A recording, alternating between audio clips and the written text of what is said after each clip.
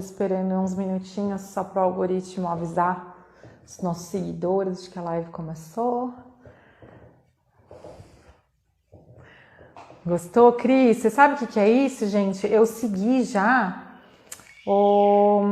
a consultoria ontem do Juliano, que ele falou, né, que nas lives tem que usar aqui as coisas, tipo, pensar mais na parte de cima. Eu falei, nossa, não estava considerando.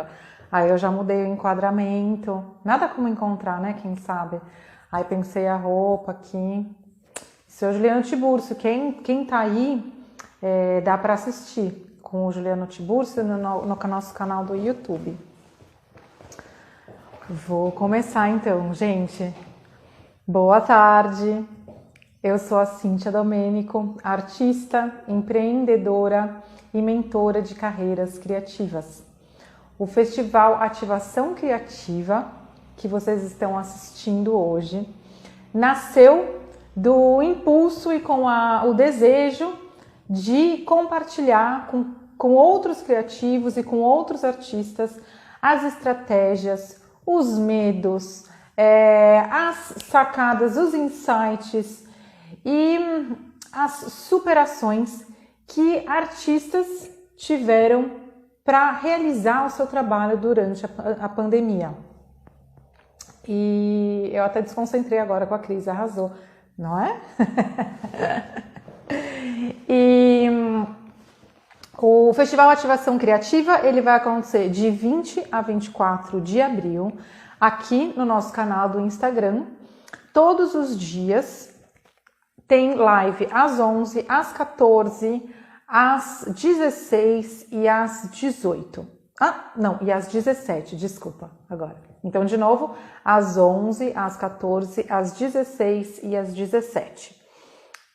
E todo o nosso conteúdo, tanto dessa fase do ativação do festival, quanto da primeira fase que aconteceu de 9 a 13 de março, estão disponíveis no nosso site, no nosso canal do YouTube.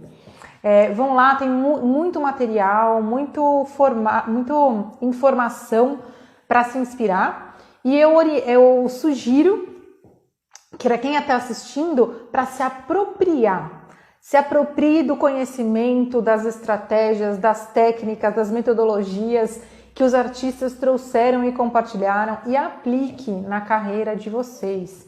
Realize o projeto de vocês. Então, sigam a gente no nosso Instagram, @ativação criativa, o nosso canal no YouTube e o meu canal no Instagram é @cintia.terapeuta. Lá também tem muito conteúdo de mentoria, de mentalidade, de terapia criativa e terapia financeira para artistas e criativos. Agora às 17 horas a gente vai conversar com um artista visual e grafiteiro, Thiago Consp. Consp, eu vou chamar o Consp para ele se apresentar, mas hoje eu vou falar por que eu chamei o Consp, por que eu acho que o Consp é uma inspiração. O Consp há muitos anos empreende e trabalha e vive da sua arte. No meio presencial, né, antes da pandemia, nas ações presenciais, e já fazia também e já explorava o meio digital. Então, ele é um cara assim que tá aí, tá fazendo, tá realizando, tem um trabalho autoral e eu acho que tem muito para contar pra gente e pra gente aprender com ele. Então, eu vou chamar o Consp. Olá. Olá, tudo bem? Tudo bem. E aí? Bem-vindo. Eu estava aqui vendo a apresentação aí. Eu vi que você estava, né, vendo a Júlia e o Gui da Malatelier. Muito legal o projeto deles, né? Tá tudo bem de ficar com fone de ouvido? Tá fazendo barulho? Pera, passar um pouquinho. Olha quem veio falar oi pro tio. Já tô de pijama, gente. Já tá pronto pra... Vai jantar. Por aqui foi assim e também, depois... Por aqui também deixamos o Jorge pronto já pra depois pra dormir, né?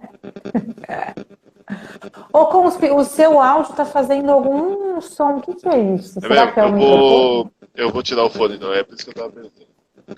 É. Consegue? Melhor. Melhorou. Beleza. E aí? E dá para te escutar super bem. É mais para saber da questão do... Se eu conseguia te ouvir bem, mas eu acho que eu consigo, sim. Consegue me ouvir? Uhum. Tá, perfeito. E aí, então, eu queria convidar você, na verdade, já para se apresentar, né? Eu já falei um pouco, né, a minha leitura sobre você e o seu trabalho, mas eu acho que nada melhor do que o próprio artista para falar de si. Então, se você pudesse apresentar para quem está assistindo. Eu me formei, né? Eu comecei a fazer grafite em 99. Eu vim trilhando o caminho com grafite e me formei em design gráfico em 2006. Comecei a trabalhar com design em 2007 e sempre vim trazendo grafite como, né, como uma carreira paralela ali, né? Eu nem encarava como uma carreira, só vim trazendo, né, no paralelo. Até quando chegou em 2009, 2010 ali, eu tinha uma coisa que eu ia fazer 30 anos e eu não tinha investido em mim, sabe? Eu pensei assim que eu precisava investir em mim ali, por aquela época. Na época eu tinha, sei lá, 27, assim, eu pensava, mano, eu vou chegar nos 30, velho, e aí que eu vou fazer, sabe? Eu ficava nessa coisa. Você trabalhava com Aí o eu que na saí, época? Com design? eu trabalhava com design. Mas é isso, você não faz o seu trabalho, né? Você tá ali fazendo coisas para outras pessoas e tal. E eu nem tinha um trabalho, assim, eu era um embrião ainda, esse lance da série dos africanos, dos autorais, né? Era ali uma pesquisa primária ali naquela época, né? Então eu saí daquele emprego e eu tinha a ideia que eu tinha que trabalhar com isso, assim, né, focar no meu trabalho autoral, mas eu não sabia como, assim. Então eu fui aprendendo, porque eu não tinha essa vivência também. Os exemplos que eu tenho é uma coisa muito fora da minha realidade, no que eu digo de, de vida mesmo, de família, sabe? É outra coisa, assim. São artistas brancos que alcançam uns lugares que eu não consigo alcançar, sabe? Então, que tem contatos que eu não tenho, que tem vivência artística que eu não tive na minha família. A gente tem a vivência artística da família, logo, ali, o fazer. A minha mãe é muito do fazer, assim. Minha mãe, pra ela basta ter vontade de fazer, ela vai correr, vai fazer alguma coisa manual ali. Ela tem muita habilidade, faz, e eu peguei muito disso, muito dela, assim, essa coisa de querer fazer com as próprias mãos, assim. Mas é isso, eu não tinha que era ser um artista, como que era essa vivência, como que era administrar isso, eu não tinha nada disso. Fui aprendendo com o tempo, né? Fui aprendendo de lá pra cá. E só em 2016 que eu fui ter um ateliê mesmo, fora da casa da minha mãe e tal. E 2016 que eu montei um ateliê e aí eu fui realmente aprender o que era isso, né? Foi onde eu só tinha eu mesmo, não tinha como. Eu tinha que fazer esse dinheiro, eu tinha que fazer aquilo acontecer de fato. E rolou. Eu fiquei 2 anos no ateliê lá na Avenida Ipiranga, lá no centro de São Paulo. E aprendendo, sabe? Aprendendo bastante, assim. Primeiro eu tava sozinho, depois veio o Júlio Vieira, e a gente dividiu esse ateliê por um tempo. E foi lá nesse ateliê da Rio Branco, e que eu tive a ideia de fazer os prints, que foi o que... Foi um diferencial para época. Até então, ali, o que eu via de prints eram galerias que convidavam artistas para fazer uma exposição, e dessa galeria saía algum print, e isso era, sei lá, o cara vendia uma tela por 10 mil, e aí o print custava 1.000, assim, era uma coisa assim, uma série limitada ali, era uma coisa para ter um evento específico. Naquela época, eu tive essa ideia de fazer os prints de um custo baixo, porque sempre foi uma proposta do meu trabalho, de atingir os meus iguais, sabe? Era uma coisa que, para mim, não era justo eu fazer um trabalho e só atingir quem pudesse pagar muita grana por ele. Já tem esse lance do grafite, eu já pinto na rua, já é para democratizar mesmo, é uma coisa que eu faço questão de pintar na periferia, eu gosto de estar lá, eu gosto de estar ali com aquela, né, eu gosto de estar naquele ambiente e levar o meu trabalho para aquele ambiente. Então, já tinha isso, né, do lance do grafite, já tinha essa proposta, E quando veio os prints, eu pensava que o meu vizinho tinha que ter, sabe? Minha vizinha tinha que ter, minha tia, minhas primas e as pessoas que gostavam. As pessoas que me colocaram no lugar que eu estava na época, porque eu saí do bairro, sabe? Eu tava ali, eu tinha o apoio do bairro, eu tinha o apoio do pessoal de Perus, que era o lugar que eu morava. Eu tinha o apoio daquela galera, e aquela galera foi me apresentando para outras pessoas, eu fui conhecendo outros lugares a partir daquele bairro ali. Ali foi meu ponto de partida. E eu pensava que tinha que alcançar, né, essas pessoas também, o meu trabalho. Eu não podia sair e falar, tudo bem, a galera não vai ter meu trabalho, eu vou vender meu trabalho para outro público agora. Não foi essa a ideia. E aí a gente começou fazendo uma série de prints ali, de teste, né? E deu muito certo, assim. No que eu não via outros artistas fazendo isso na época, artistas da street art ou do grafite. Eu não via pessoas fazendo isso por conta própria na época. E hoje em dia eu vejo muita gente usando desse meio, né? De comercializar o trabalho, que é o print. Então, para a época ali, foi uma coisa que foi uma... A gente se reinventou ali. Tinha o coletivo Paralelo 365, era eu, a Murier e o Samuel. A gente fez um teste ali com o coletivo mesmo, né? Eu trouxe essa ideia, a Murier falou, pô, sério, vamos fazer, então juntamos grana mesmo, fizemos ali uma coisa, lançamos, e deu muito certo na época, e eu fui tocando isso sozinho depois. E até agora, né, 2019, eu rodei, sei lá, 4 estados fazendo feira, vendendo print, assim, vendendo print e outros produtos derivados do meu trabalho, assim, foi uma coisa que foi uma, sabe, uma coisa foi puxando a outra, até que eu cheguei E nisso. que produtos são esses? Eu tenho uma bolsa, né? É que as bolsas foram os primeiros produtos, né, as ecobags. As ecobags, eu comecei fazendo isso, em 2006, eu acho que foi 2006, eu comprei uma ecobag e dei de presente para a namorada que eu tinha na época, assim, eu pintei e dei de presente para ela, e foi isso, foi daí que começou, sabe, depois uma amiga dela pediu, aí a amiga da amiga, e aí foi outras pessoas pedindo, e eu fui desenvolvendo esse trabalho dos personagens tribais africanos, que muita gente me conheceu por esse trabalho, né, foi daí, vindo dessas pinturas de ecobags, assim, eu fiz isso por muito tempo, eu fiz isso de 2007 até 2016, eu fiz isso muito tempo. Pintava e era isso que eu comercializava, assim. Depois de entrar os prints que eu parei de fazer as ecobags. De pintar a mão as ecobags. E você trouxe uma coisa legal pra gente refletir, que apareceu em outros artistas, que é uma coisa que eu sempre falo, né, nos cursos de empreendedorismo, que assim, não tem mercado, a gente cria. Mercado é algo que a gente cria. Né? E outros artistas, veio na fala do pessoal da literatura, veio na fala do Yannick de música, que foram pessoas que perceberam que tinham um mercado onde as pessoas normalmente acham que não tem. Então o Yannick é um produtor e músico, que ele é do Congo, né? E aí ele não conseguiu se inserir ali dentro do mercado de São Paulo, e aí ele percebeu que existia público para música, né? Para música das pessoas que não eram de São Paulo, dos imigrantes, enfim, que estavam em São Paulo, né? E aí ele criou um negócio, criou um mercado. O pessoal da literatura também, era coisa da literatura infantil. Existe esse senso comum de que criança não gosta de livro e de repente tem um projeto que é para livro e as crianças adoram.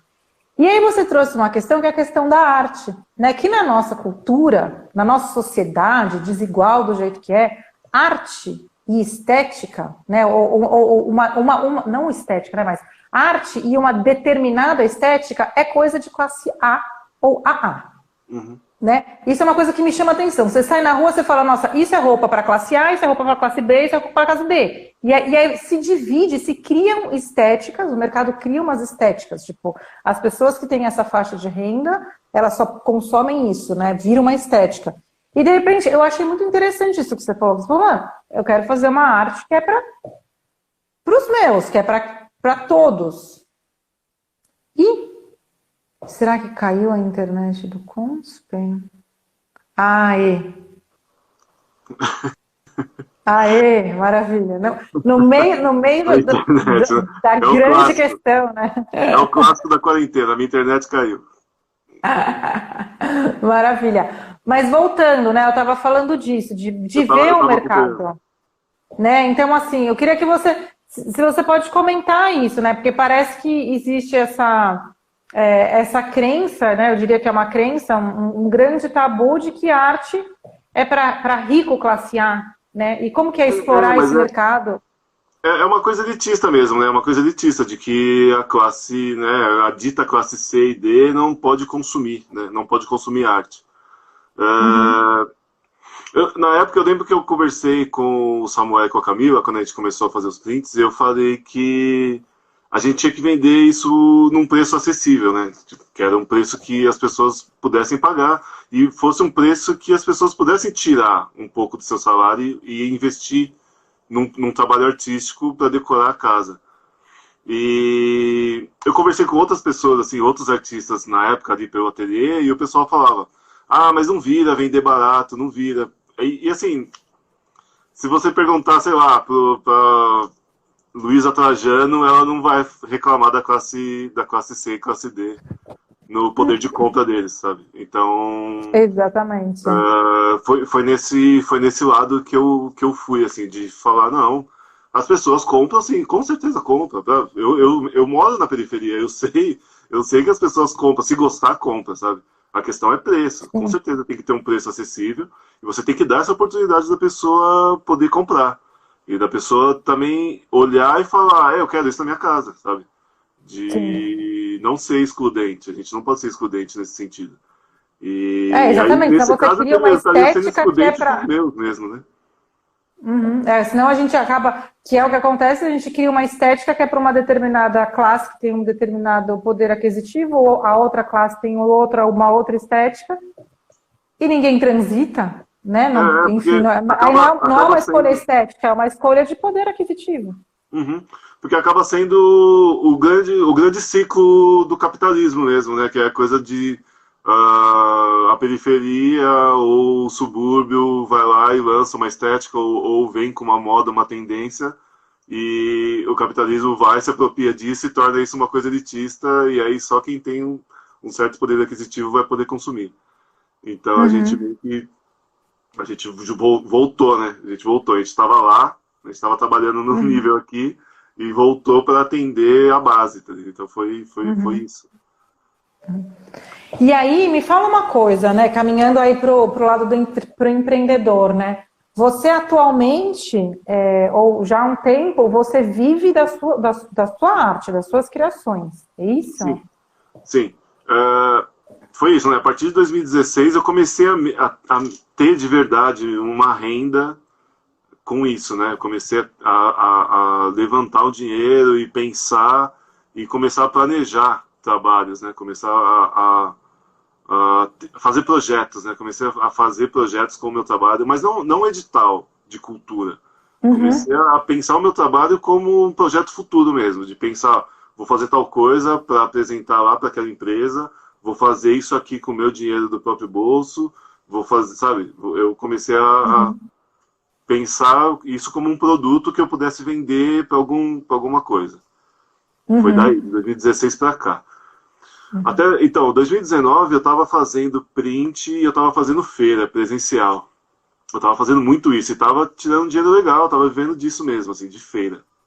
Uhum, E aí caiu, né? Quando foi em 2020, caiu. E eu fiquei uhum, sem trampo mesmo. 2020 eu fiquei sem trampo ali. Eu fiz uma exposição em novembro de 2019. E aí essa exposição foi meio que assim.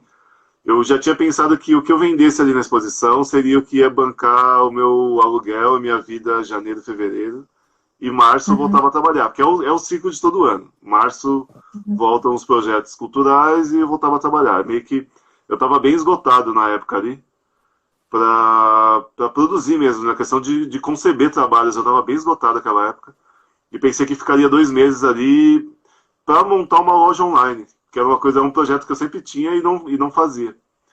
uhum, Então, meio que janeiro. A gente estava vendo coisas né, sobre o Covid-19 ali naquela época, ali, janeiro.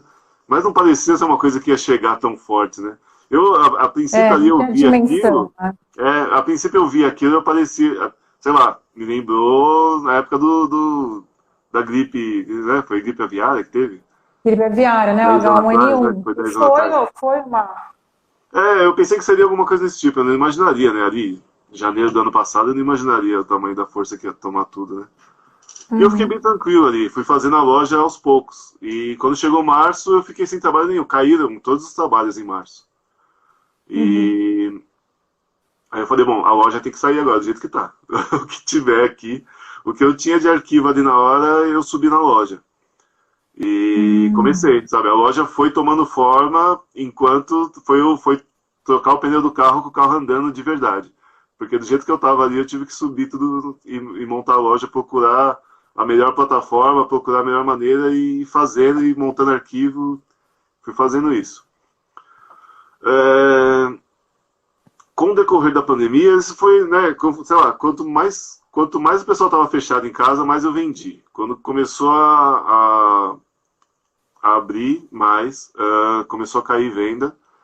E, coincidentemente, eu comecei a ser chamado para fazer ilustrações para revista, para livro, essas coisas. E eu fui levando, eu fui deixando ir, sabe? Fui deixando ir porque o lance das vendas não estava segurando a minha renda mais. E estava um pouco cansado também, porque é meio chatinho você ficar batendo nessa tecla. E você tem que ficar acompanhando tudo, tem que ficar fazendo vídeo. E aí eu não entrei nessa de fazer vídeo, assim, tô fora do lance TikToker, assim. Eu não consigo chegar nessa proposta aí.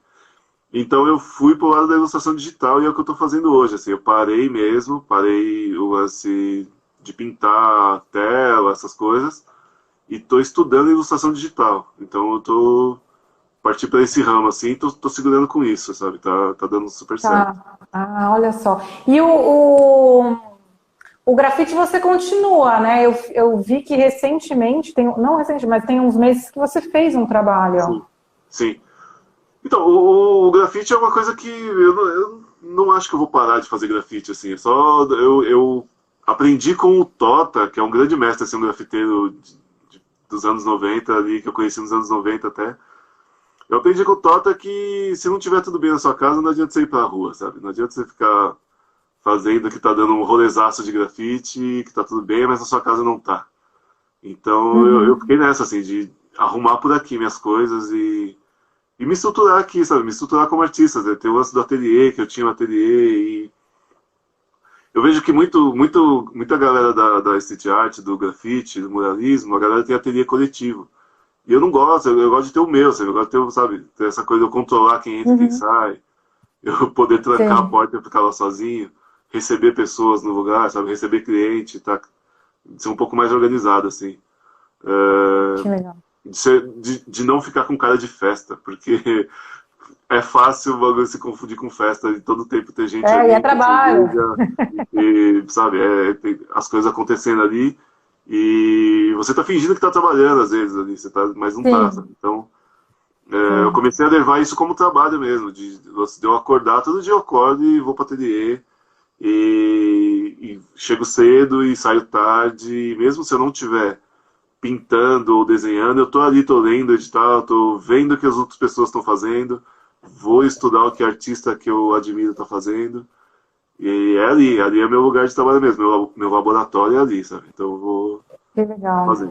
É isso, né? Assim, esse é o diferencial de quem, no geral, vive da sua arte, que entende como um trabalho, encara como um trabalho e realiza como um trabalho. Né? Assim, não é algo que é esporádico, você precisa ter uma consistência, você precisa ter uma frequência, né? Precisa, então, a frequência é essencial, sabe? Você tá imerso naquilo é essencial. E para mim é uma grande diferença, porque, por exemplo, eu tô sem pintar, acho que desde setembro, outubro, e pra mim faz diferença. Eu, tipo, vou fazer uns trabalhos aí essa semana e, pô, parece que eu tenho que começar do zero, assim. Parece que eu tô ali reaprendendo como fazer. Então a constância é muito bom, porque tanto para você ter na base ali o que você sabe, quanto porque dali é que sai ideia para outras coisas, sabe? Então é onde você vai se desenvolvendo, é na constância. Para mim funciona dessa maneira, né? Para mim eu me desenvolvo na constância ali, sempre vou fazendo, até a hora que eu falo, pô, beleza, aqui tá legal, daqui eu tenho que inserir coisa, ou tirar coisa, ou partir para outra pesquisa. Para mim funciona assim. Legal. E Consp, agora, você tem alguma coisa, não sei se você está no ateliê, mas você tem algo que você pode mostrar aí para quem está assistindo, que você faz, Olha, para conhecer o seu eu me trabalho? preparei pela última live, eu tava vendo a live anterior à minha, e aí quando acabou eu falei, putz, eu vou deixar uns negócios aqui, porque tava tudo guardado. Ai, que legal. Eu tô com o ateliê menor agora. Eu saí do ateliê que eu Tá. tinha lá na Santa Cecília, e aí agora eu tô é um quartinho aqui onde eu tô morando agora. E então tava tudo guardado, eu peguei alguma coisa, eu tô aqui andando, tô com a mão com luva, outra sem, que é pra segurar o print aqui. Ó. Então aqui, ó, da minha série antiga, eu tenho esse aqui, que é... acho que foi o print que mais vendeu nessa quarentena, assim, de todo esse período de um ano, de março pra cá. Essa foi a ilustração que mais vendeu, assim, foi muito assertivo, assim, a galera se identificou e gostou demais. Nesse período eu meio que cansei um pouco dessa coisa de fazer busto e, sei lá, os trabalhos que eu estava fazendo. E foi onde eu comecei uma nova série, que chama Estudo Sob Silêncio, que foi isso. Enquanto eu estava sem trabalho ali em março, em abril, foi muito, sabe, eu ficava em silêncio pensando o que eu ia fazer, velho. Eu ficava tipo, pensando, o que eu vou fazer agora, sabe? Qual vai ser o próximo passo? E se não der certo, sabe? Você fica aquela coisa. E eu ficava nesse silêncio o dia todo. E a partir dessa série, a partir desse negócio, eu comecei a fazer a série do Estudo Sob Silêncio, que é uma coisa de pensar... Foi pensando em situações, assim, eu ficava observando situações na rua, ou cenas de filme, e geralmente eram situações em que as pessoas, tipo, pessoas pretas têm mais dificuldade em fazer, assim, por exemplo, esse aqui que foi tema da Empena, que eu fiz ali no centro de São Paulo, que eu pintei a lateral de um prédio. E aí o tema foi o lance de poder ficar parado na rua, assim. As pessoas pretas não têm esse privilégio de poder ficar parado na rua e sem ser hostilizado de alguma maneira ali, por algum agente da sociedade. Alguma coisa vai acontecer e você vai ser hostilizado de ficar parado na rua. Aqui é pelo lance bem parecido, que é o lance de se exercitar, sabe? Aqui no centro de São Paulo, você estar com uma bicicleta é uma coisa ofensiva demais. A galera foge de você se você está com uma bicicleta andando no centro de São Paulo. Sabe? Porque é o lance de roubar celular e ter essa coisa. Assim como você está correndo e se exercitar na rua correndo, é uma coisa que chama muita atenção. Sim. Então, assim, eu trouxe situações dessa vivência preta que eu tenho para os prints novos, assim, e estou escrevendo essas situações e estou fazendo um lance mais documental, que é uma coisa que eu nunca tinha feito. Eu nunca tinha escrito sobre o meu trabalho, assim, de uma maneira em que eu parasse e escrevesse sobre, sabe? Eu tinha escrito alguma coisa, preciso de um release ali, aí eu fazia alguma coisinha. Mas eu nunca tinha parado para escrever mesmo, assim, para depois da escrita sair a parte do desenho. Eu nunca tinha feito isso, assim. Então... E esses escritos você tem publicado ou são coisas que estão aí para você ainda? Estão em processo? Os escritos? Eu estou escrevendo isso porque eu quero que vire uma exposição. Então eu comecei a levar isso para telas.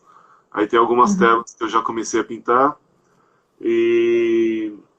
Mas são grandes, assim, então são trabalhos maiores do que o costumeiro, assim, né? Eu estou tentando, não a mesma proporção da rua, mas eu estou tentando trabalhar da mesma maneira que eu trabalho pintando uma parede na rua com essas telas, assim, e que isso vire um projeto de exposição para rodar centros culturais, assim, essa é a ideia.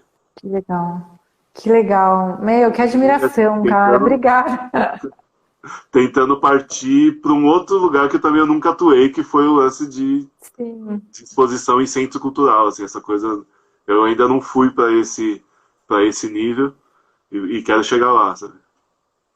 Sim. Que legal, que admiração, obrigada. A parte mais difícil é concluir a live. Mas, tá bom. primeiro assim, né, parabéns pelo seu trabalho, aquilo que é óbvio.